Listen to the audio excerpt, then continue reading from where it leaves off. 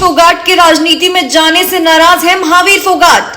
राजनीति में मारी एंट्री तो महावीर फोगाट ने बोल दी दिल की बात। बबीता के टिकट कटने पर बोले महावीर। भारतीय महिला पहलवान विनेश फोगाट ने कुश्ती को अलविदा कहने के बाद सियासत में अपनी किस्मत आजमाने का फैसला किया। वो हरियाणा विधानसभा चुनाव से ठीक पहले देश की सबसे पुरानी पार्टी भारतीय राष्ट्रीय कांग्रेस का दामन थाम चुकी है। हालांकि उनके इस कदम के बाद ताऊ महावीर फोगाट नाराजगी जाहिर कर रहे हैं। दरअसल तमाम अटकलों के बाद विनेश फोगाट और बजरंग पुनिया 6 सितंबर को आधिकारिक तौर पर कांग्रेस में शामिल हो गए और इसी के साथ हरियाणा विधानसभा चुनाव 2024 की जंग रोचक हो चुकी है। वोटिंग में अब 1 महीने से भी कम का समय बचा हुआ है। ऐसे में विनेश ने चुनावी प्रचार अभियान की शुरुआत भी कर दी है, लेकिन इसी बीच विनेश के ताऊ महावीर फोगाट की प्रतिक्रिया सामने आई है। उनका कहना है कि वो विनेश की राजनीति में एंट्री करने के फैसले से नाखुश हैं।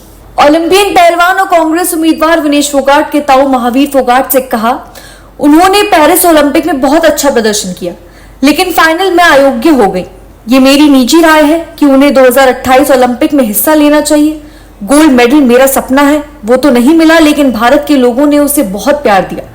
उससे हर किसी को स्वर्ण पदक की उम्मीद थी, लेकिन वजन ज्यादा होने की वजह से मेडल से चूकने का कारण लोगों को दुख हुआ। हालांकि सभी की ओर से मुझे उम्मीद थी इस बार भी नहीं तो 2028 में वो स्वर्ण पदक लाएंगी। उसने जो ये राजनीति में आने का फैसला लिया है उससे मैं दुखी हूँ। अगर वो ये फैसला 2028 ओलंपिक के बाद लेती तो बढ़िया होता। महावीर फोगाट ने आगे बताया कि विनेश फोगाट और बजरंग पुनिया का राजनीति में एंट्री करने और चुनाव लड़ने का पहले से कोई इरादा नहीं था। वहीं चरखी दादरी विधानसभा सीट से बबीता फोगाट ने टिकट कटने पर भी उन्होंने प्रतिक्रिया दी। महावीर ने कहा कि ये पार्टी का निर्णय है, पार्टी जो भी सोच समझकर फैसला करती है उसका पालन करना चाहिए। बता दें कि महावीर फोगाट की बेटी और पूर्व पहलवान बबीता फोगाट बीजेपी की सदस्य है। उन्होंने पिछले साल दादरी से चुनाव लड़ा था, जहां उन्हें हार का सामना करना पड़ा। वहीं अब बबीता की चचेरी बहन विनेश फोगाट राजनीति में एंट्री ले चुकी है।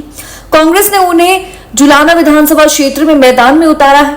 हरियाणा में 90 सदस्य विधानसभा सीट के लिए वोटिंग 5 अक्टूबर को होगी, जबकि मतगणना 8 अक्टूबर को की जाएगी।